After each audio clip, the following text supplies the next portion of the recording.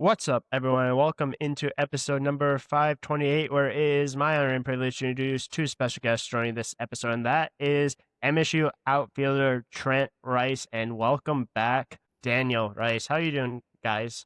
Appreciate you guys Doing joining. well. Yeah, doing good. Doing real well. Glad to hear that. I'm glad that we're able to get this thing off and rolling. I know that Daniel, you just joined it not too long ago. I'm happy that you're able to make it back. I'm happy that Trent was able to make it back. And one thing I do want to say before we get started is I hope you guys have a happy holidays, Merry Christmas, Happy New Year's as well. I know this is a few days before then, so really appreciate you guys and hope you guys have a great holidays. Yeah, you as Yeah, well. Yep. Yeah, no, really appreciate it, but obviously really excited to have both of you guys on because you don't typically get the opportunity to talk to college athletes that are two brothers that have kind of grown up through the sports. I know you guys have done football, basketball, baseball, all that kind of stuff. So, what was it like kind of growing up, competing with each other, kind of playing the same sports, only a few years apart from each other? Yeah, go ahead. Yeah, I mean, we basically played the same sports growing up. Yeah, baseball, basketball, football, and it was always competitive. I would say when we were younger, it was a lot more of like a fighting type of thing than anything. Like we couldn't get to 2 points in basketball without trying to fight each other. So like Yeah. that was part of it. But as we grew older and matured a little more, it became a lot easier to, get through games and make each other better. So, I mean, we were always making each other better, but it really came as we got older. And we got a lot more mature. Yeah, no, absolutely. I do need to know though, when was the first time that Daniel beat you in anything, or are you still undefeated against Daniel Trent? I'm undefeated. I'm Undefeated, undefeated. never Yeah, lost. I'm undefeated. Has he ever gotten I wouldn't close to care. beating you? No, I'm never gonna lose. No, he Never said go. it's never been close. Yeah, I've been close a couple times. What sport? Obviously, I know you guys played baseball, Basketball. basketball. Yeah, we haven't really. I mean, baseball. That's a little different, but Yeah, basketball. Yeah, I would say that. Yeah, we haven't really done it since we were younger. Like played each other one on one, but yeah, he yeah. knows how that would go. So I don't really It got. wouldn't go too well for Daniel, in your opinion, Trent. No, I don't think so at all. Hey, you guys might have to test it over your winter break before you guys Yeah, go back, and might have to report back in and see if you're still undefeated after that, Trent. yeah, yeah, maybe. But obviously, like you mentioned, like when you guys first started, it was a lot about fighting. But obviously, like when you got over kind of that competition, kind of took over. How did that really help you guys not only like push each other, but kind of like grow as athletes and just like like basically kind of influence you guys to just continue to work hard, knowing that from one end you want to beat your older brother, and then the other end the older brother wants to never lose to the younger brother. Yeah, I would say growing up, obviously I was always smaller. So like at first it was always hard. Like he was always quicker and all that. And I developed my stuff, like my abilities a little later, I would say. So once I Okay. started to develop those, it was a lot easier to pick up on what he was saying and to get better. But I would say I was a late bloomer. Like I wasn't fast right away, none of that. My hands weren't quick. That all came with just growing up and getting older. So I would say around like 15 to 6 yeah, 14, 15, 16 is when I was like getting consistently better working out with him and working with him than when I was younger, when I was just taking swings just to take swings. Yeah, which obviously working together, working with each other, obviously makes each other better. You obviously kind of get to learn from each other as well. But besides kind of like learning from each other, competing against each other, getting each other better, was there anyone else that was big influences on how you guys work? I know like obviously like parents can be a huge thing. I know maybe like aunts, uncles, grandparents. Was there any other kind of influential people in your lives, or was it mostly like kind of you guys pushing each other and just trying to get better along the way? Yeah, yeah, that and obviously parents like our parents like I grew up like we grew up seeing how hard they worked and like that was like a huge example for us like and like they'd set us straight like making sure like we were on a straight and narrow and just seeing like how they went about life and how mature they were um as first time parents with me. Just growing up, it was like, yeah, like I want to be like that. Like I want to work like that. I want my life to kind of resemble that. And I would also say my uncle was a huge part. Okay. Obviously he has like uh facilities and organization where we're from, but even growing up he was my coach my whole life. So that was and yeah, that was huge. He developed me to become better mentally and physically, Yeah. and throughout life. And you want to say it, Tony? Yeah, I would say to go along with him, obviously our parents, our uncle for sure, are big people, but I'd say our cousin too. When I was telling you about earlier that played at SAG, Okay. he's older than both of us, so he was always having us hit every day, especially when he was going into college. We were both still in high school, Yeah. so that's really when it started for us to become like workhorses, almost like working consistently. And obviously, I wasn't as consistent as they were when I was a bit younger because I was still figuring out like what I wanted to do. But now, Yeah. like when I learned what I wanted to do, I'd say that they both played huge roles with my abilities and getting better. So like just going on with that, like my cousin, he made us work extra hard. Exactly. And how important were those relationships, especially like the one with your cousin that you mentioned, older than both you guys? He had a little bit of like familiarity with kind of like the whole like college like landscape, like recruiting, playing in college. Was that something really helpful kind of along your guys' journeys as well? I know Trent, you're obviously the older brother between the two of you. Like, were you able to kind of provide Daniel a little bit of kind of advice, or was it kind of a little bit separate journeys for each of you guys where you kind of had to learn on your own, but still had a little bit of help in the background? Yeah, I would say it was more like a trickle down effect. Whereas my cousin was a super hard worker. He actually got me into lifting when I was probably 15 or 16 is when I first started, but he was the one who like kind of showed me the ropes. I started going with him every day. We started hitting every day. Especially when he got to college, his freshman year and my senior year of high school. Like when he was home for break, I was learning stuff from him and what Yeah. they had taught him at school. And then obviously when he was coming up, as I was learning those things from him, I would talk to Daniel about them. And then we got him into lifting and got him bigger and stronger. And then obviously just him maturing and becoming his own kind of person, his own player, and just developing him as well. So it's nice to have a family of baseball players that we can kind of share the same yeah, share it all. Yeah, no, absolutely. Obviously, have a little familiarity with that, but you also mentioned obviously like lifting. But one kind of conversation that a lot of people have had, especially people that play in colleges, you have that conversation of, do you want to be a multi-sport athlete or do you want to really focus on your sport? And I feel like a lot of these really high level athletes that want to kind of get to a certain level, a lot of them are kind of like multi-sport athletes when a lot of people might think, hey, it would be really good to just like settle in, do one sport all year round. Mhm. How important was being a multi-sport athlete for you guys, and how did it just really help you guys become kind of the baseball players you guys are today? Because basketball, obviously, you need agility. Football, there's obviously a little bit more kind of contact, but agility as well. So, like, was being a multi-sport athlete really beneficial for you guys to get to where you wanted to go in college for baseball? Yeah, I would say for the most part, you should always be a multi-sport athlete. I think that's what coaches look for most in any type of player. And then like just being consistent. Like when you're not in that season, say you're playing baseball right now and then that season's over and now you're trickling into basketball. Well, then you're always working and you're still staying in that shape that you need to be in for that sport. And then as you get older, I would say you could probably pick either or sport and work on one more, but you should always stick to both if you love both like the same amount. Yeah. Yeah, I would say especially like when it comes to basketball and football, like I had only played football 2 years in high school. But I played basketball my whole life. Kind of just when I started baseball, I started basketball. So just like every sport comes with like different things that could Yeah. give you positives into college if you're playing one sport or whatever it is. But for basketball especially, like when it comes to like mental, that was huge for me.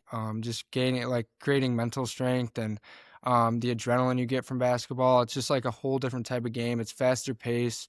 Like one thing goes wrong, like you can't be thinking about it. You got to be on to the next, and that helps you, especially in baseball. Like you're gonna get in at bat, and you might struggle. You might whatever the case may be, and you can't go out in the outfield or go out in the infield and be thinking about how bad the at bat went when you're Yeah. not gonna hit for you could not hit for another 3 innings. So it's like basketball. Obviously, it made me. If I'm making a mistake, I know that I got to get my head up and get back on defense, no matter what. And obviously football, it's the physical aspect, but yeah, I would say the mental and physical aspects of playing other sports, and especially team bonding and chemistry that comes from that, really helps you no matter what, even if it's just life. But yeah. Exactly, and that had to be difficult as well, and I had to take so much of your guys' time. Like, there's some people that might do 1 or 2 sports, but you guys were 3-sport athletes, and you also still had to wanna achieve, obviously, playing in college as well. How were you able to, like, balance life when it came to sports, when it came to obviously making sure you're eating right, making sure you're lifting, but you still had the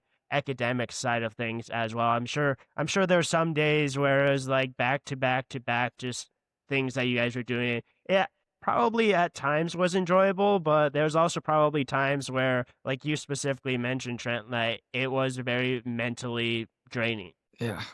Yeah. Yeah, I would say like to go off that, like we'd have a basketball game or something one night, and then like that night we'd go and hit, so we got the both like what we had to work on both, because obviously at the end of the day, like we knew we were gonna play baseball, so it was Yeah. like no matter what, you have to get that work in. I would say like for like how days go, you got to spend your chips wisely. So like if you're waking up and you have a meal, you got to spend that next chip wisely. So are you going to do it by laying there for another 4 hours, or are you going to go lift and then like be more productive? Not saying you can't just like lay down a little bit and rest, but you should spend your chips wisely enough. Then you can go lay down and rest after you've done all the stuff that you need to do to get better. Yeah, I would say it's definitely not for the average person Yeah. to, be able to just like handle all that, I guess. It's a lot of mental fortitude, but it also builds you for the future of what you come. Like playing 3 sports or playing even 2 sports or whatever the case may be in high school, it like builds you because 1 sport in college is more than 3 sports in high school. Like Mm. you're doing it every day, like it's the same sport, so it's not like you're getting 2 different type of practices. Like you're kind of you got to be all in. You got to love what you're doing, and you got to have a lot of mental fortitude to attack it. But yeah, I mean, high school builds you for that because there's a lot of days where you're drained. Like I was drained after every basketball game, and it's like, all right, well, I could either sit in bed for 3 hours and go to school, wake up, go to school, or I could go hit and get better at something else today. And like my senior year, we lifted at 5:30 every morning before school. Me and one of my basketball teammates, and it was like Okay.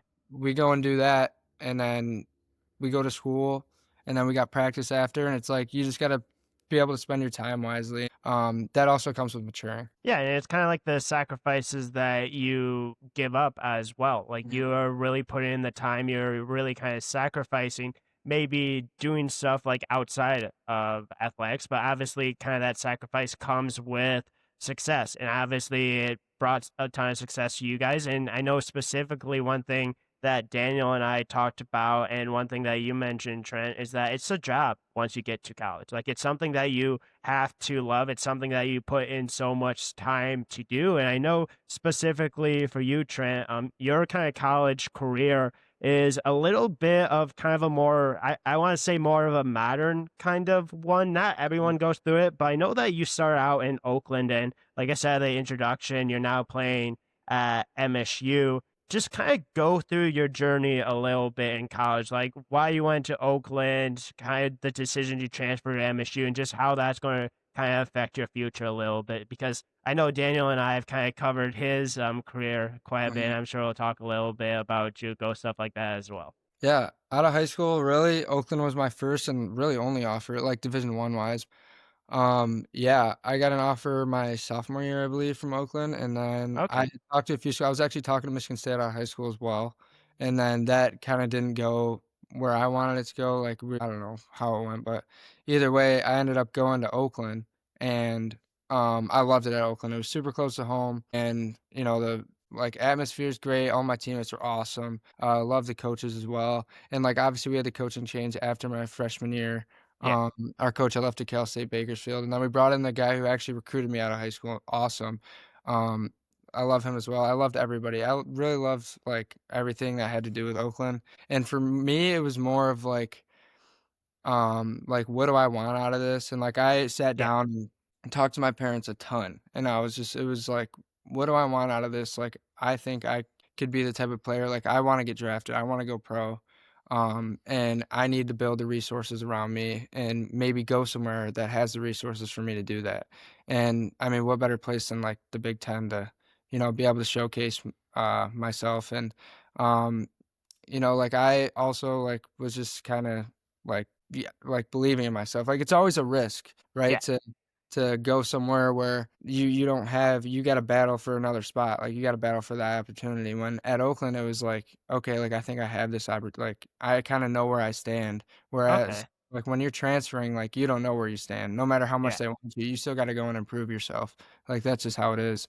And yeah, so it's definitely been I guess a crazier journey than I had seen. Like, looking back now, it's like we had a coaching change after my freshman year, and then I transferred. So I guess I Yeah. had 3 different coaches 3 years. But yeah, I don't know. I'm super blessed to have gone through all that. I feel like it's made me a very stronger person, stronger mentally. And yeah, I love where I'm at right now. I love everything about Michigan State, and I also love everything about Oakland. It kind of built me into who I am today. So Is it kind of crazy knowing that you're at MSU when, like, at first, like, MSU was talking to you, and then you're like, I want to yeah. go to Oakland, and now you're at the school that you were talking to back when you're a sophomore, junior, senior year as well? Yeah.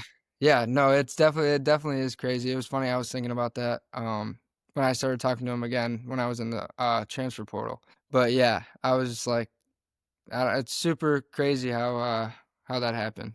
But yeah. Kind of like a full circle moment, like you Oh, end up yeah, coming for back sure. to MSU. Yeah, for sure. And I do know that you have the single season steal record at Oakland. Is your Yeah. eyes on that for MSU as well? Is that something that you kind of keep an eye on for, and you know how many steals you need to get? Is that No, like something? I actually haven't looked at it yet. I didn't look at it at Okay. Oakland either, I kinda just got it. Like, I try to, like, stay away from all the stat stuff. I try to be very orientated than results based, but Yeah. skills are something that, like, yeah, like, I feel like everybody, like, has, like, a knack for something when they're playing their sport, and, mine's definitely, like, when it comes to base running, I would say that's the one thing that kinda gets me going and gets me out there, but, yeah, I would definitely say I would want that record, but, Yeah. I mean, I'm not gonna force myself into it. If it happens, it happens, but I'm definitely gonna be when I get on base, I'm running, so Exactly. And I know that's also one conversation Daniel and I had on his interview was he wants to set the record at LCC. And I know that's something kind of he has an eye on for. So I think that's obviously kind of cool that you both have kind of like an eye on for, but like you're obviously not going to necessarily force it. But I do know, like, obviously at MSU, D1, Big Ten, LCC, JUCO, just how different have you guys like experienced just the two levels? Because obviously it's a different level of baseball. Like, have is that something you guys talk about very much? I know at LCC, Daniel and I specifically talked about that. Like, hey, they have a ton of really cool things, and they have more than most JUCO schools would have. But then at MSU side of things,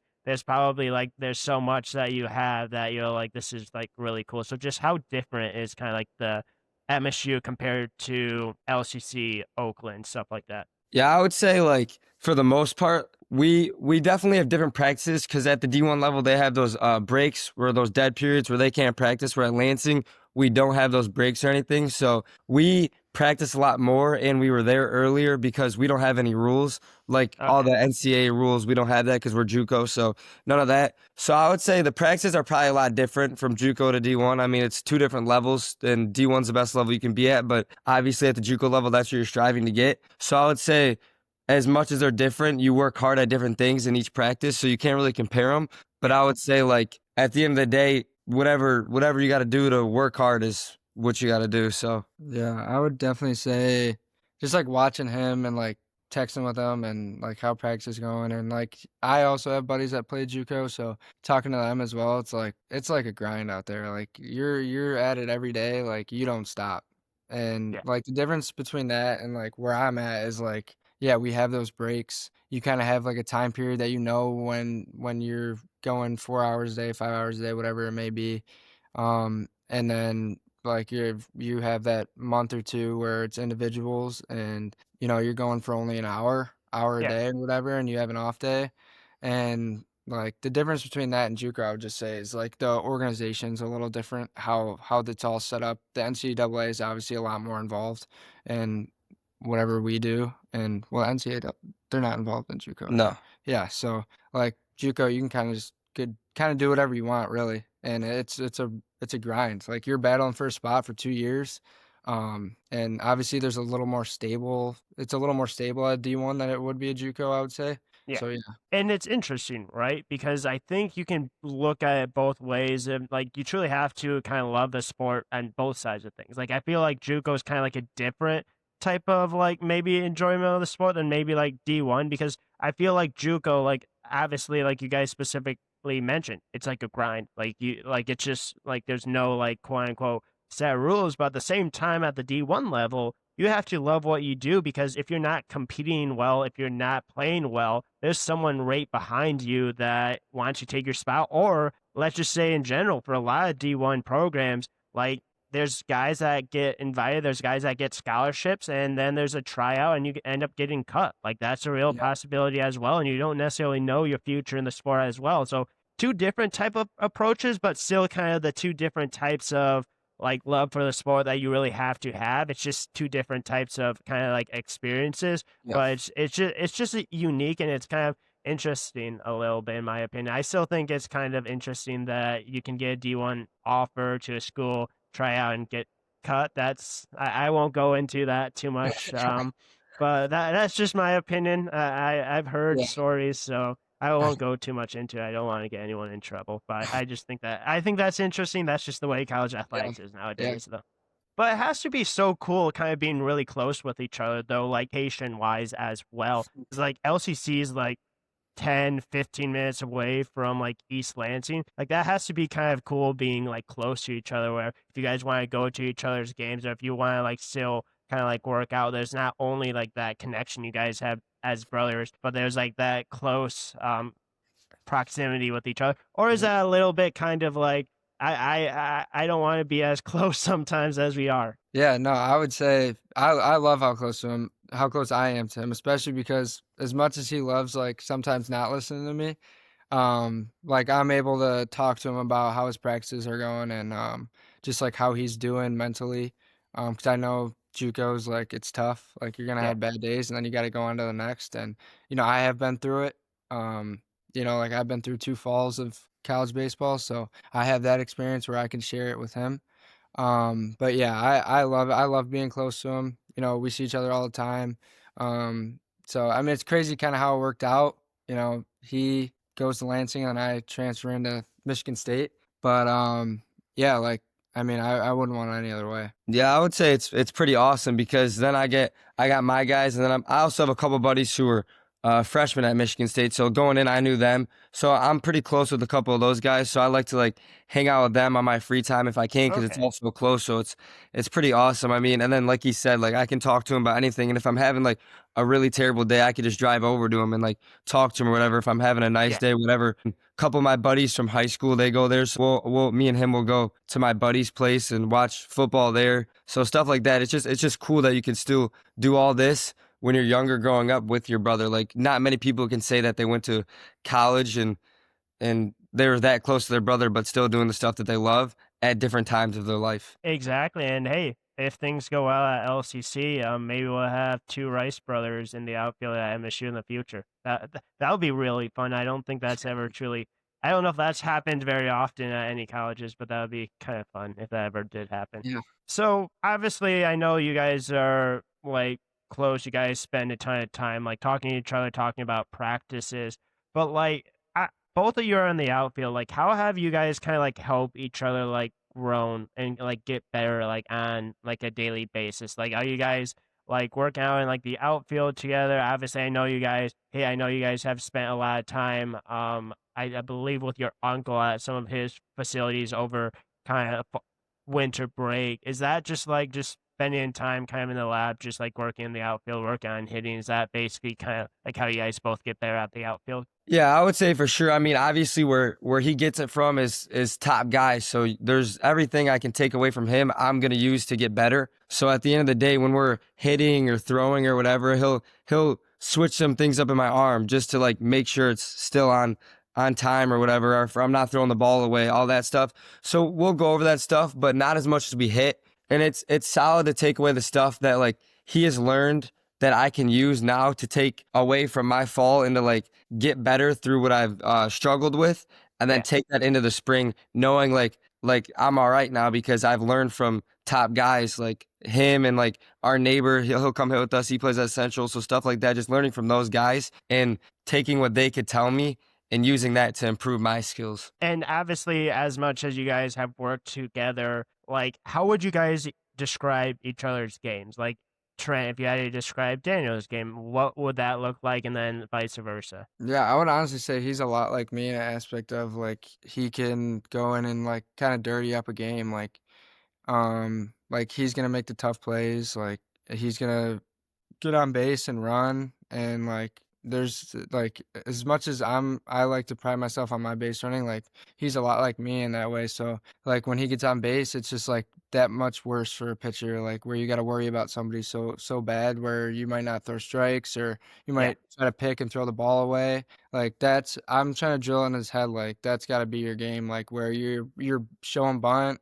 like, and then you're moving somebody in, then you're hitting a ground ball by him. Like it's got to be like that type of game where you just dirty it up and make them like get you out. Yeah, for sure. And then for him, obviously the same stuff. What I'm learning from him is how I'm priding myself on mine. Not comparing, but getting better. Obviously, we're both running like our own races. He's at the different level of me, but those takeaways I could take away. And for him, I would say his power, like that's something that I would like to add a little more of. Like I don't have, like, I have like more sneaky power, but his, like, he's got some juice that people don't know about. Like he's in a game and tie game, or you tied it.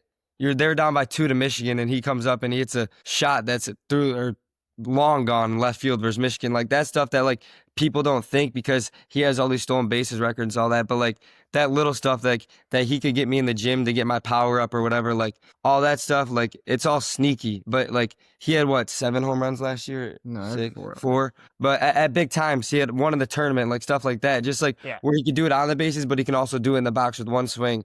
That like people should see and they will see, but like that's stuff that like you don't get until you work every single day, like how we have.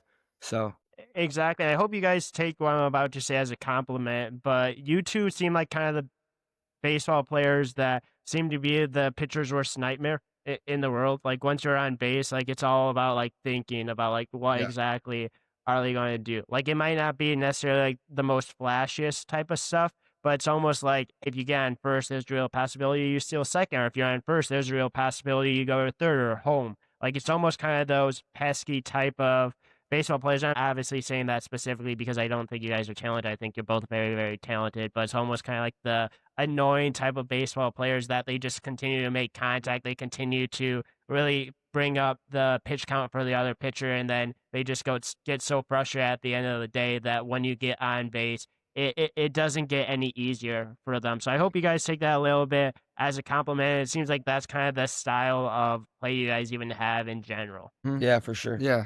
I would also say like I love like labeling myself as that. Like I love like saying like, and that's kind of like who I want to be as a player. So like I coming into college, it was more of like I want to add more power. I want to do this. I want to do that. Like you kind of like lose yourself in all of like this guy's so big. He's hitting so many home runs. Like that's not the type of player I am. Like I can Yeah. do that from time to time, but like I don't want to be like a strikeout home run guy. Like that's just not who I can be, and that's not who I want to be. So it's Yeah. like you kind of got to figure out like who you are as a player, and then you got to just master that. Like you got to know who you are, and like I like to be like, yeah, like I'm an annoying dude to play against. Like once I get on base, like I'm gonna be in your face. Like that's just how it's gonna be. So yeah. Yeah, because who doesn't love to hit dingers, right? Like who doesn't love to have power? Who doesn't love to hit home runs? But it's almost like, in my opinion, kind of like the players that just like annoy the pitchers are some of the most like fun players to watch. Like I Yeah. think one specifically, like Correa. Like obviously he has some power, right? Like, but then I also know another player at MSU. I've had him on the podcast, Ryan McKay. Like he does that to kind of like a T, and he's Yeah. one of the, in my opinion, one of the best players in the Big Ten. Doesn't have a ton of power, but like it's one of those situations where if you have a team full of those type of players, like I would not want to be kind of that opponent playing against them. Yeah. For sure. So I'm going to kind of wrap up here with a couple last kind of questions. So obviously, with you guys being so close as you are, I'm assuming like the goal for you guys is to like go to your college games, kind of like just watch you guys kind of live out your college dreams of playing baseball. I'm assuming. And just how cool is that getting the opportunity to do that for each other? Yeah, for sure. I mean, like I said, like when I was obviously he's already experienced 2 years of college, so just watching him grow up like through that has been crazy. Like it's unreal to know that like he's living out his dream and now I can too. But at the same time, like yeah, the dream's college, but it's always bigger. Like there's always bigger. You don't want to just stop because you made it to that one dream. Like there's Yeah, bigger goals in life, whether that's professional or just in life in general. Like we're not stopping now just because that's where we made it. Like we're working every day to make it bigger. And like I said, that one time he hit his home run, like versus Michigan, me and my dad were just sitting in that living room, like just seeing that, like growing up lifelong Michigan fans and seeing him hit a home run versus him was probably the best thing like that I could experience as like a proud brother moment, I guess you could say. Like it's awesome to like experience that with him, and then like now I can go through that same type of like feeling, I guess. Yeah, no, I would definitely say like watching this dude grow. It's actually been like I like would try to drill it into his head like when he was younger all the time. But like he said, he was a late bloomer. So like when he grew up, like I was probably a little faster, a little stronger at certain ages than he was, like especially probably at like 13, 14. But like his sophomore, junior year of high school when he started getting that growth spurt and just like building into his body, like you could just see the potential just like flow out of him. And it's just yeah. like it's been like a true blessing to be able to like teach him and like sometimes he'll listen, but like being able to get him to like listen a little more to me. Um, but yeah, just like especially now when we're able to hit every day, like not a lot of brothers are able to go in at the same time every day and hit and Yeah. throw and lift together. Like not a lot of guys are able to do that when they play the same sport. So it's been super cool and like just seeing him get better every day.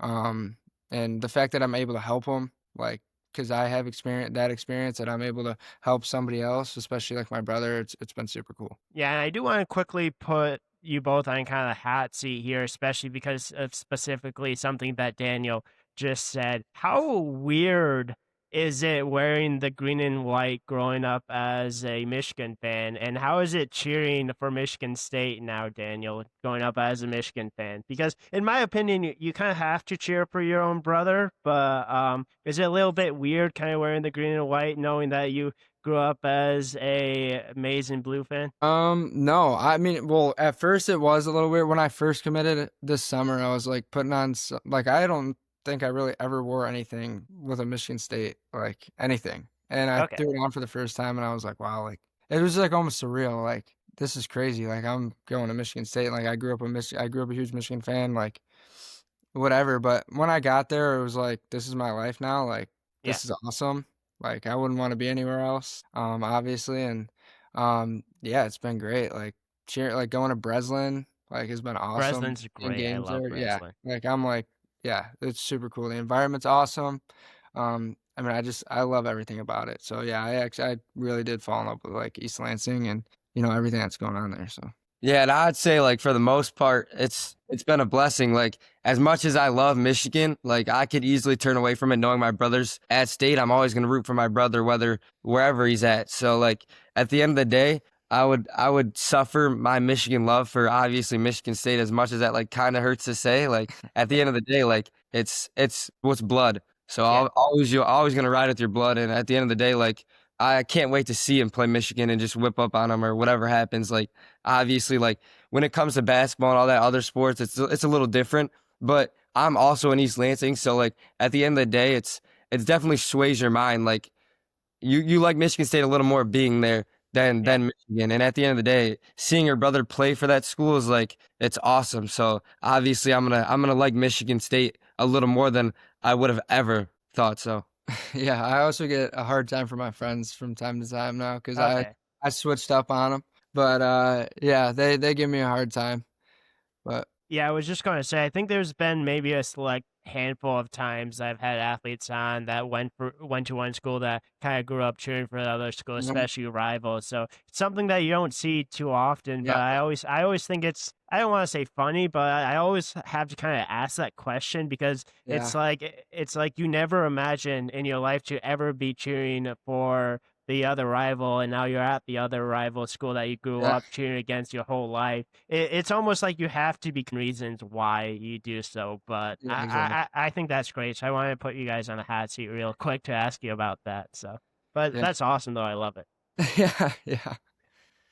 But yeah, no, I really want to wrap up with one kind of last question. So along this journey together for quite a while, what has that journey taught both of you about yourselves, and just how has it made you guys like closer together? Yeah, I would say at first, obviously, when we were growing up, it was a lot of button heads. And then getting older, realizing like I need not, obviously not to compare, but I need like him in my life with this sport because he's been through it all. So like not comparing myself to him, but almost like seeing what he's done and then making that a part of my game. So like growing up, it's been like awesome. Like you couldn't ask like for a better role model almost. Like he's been through it all, like transferring even like after 2 years, like I have to go after 2 years or whatever it is. Like Yeah, it's kind of the same thing, but at different levels of like life.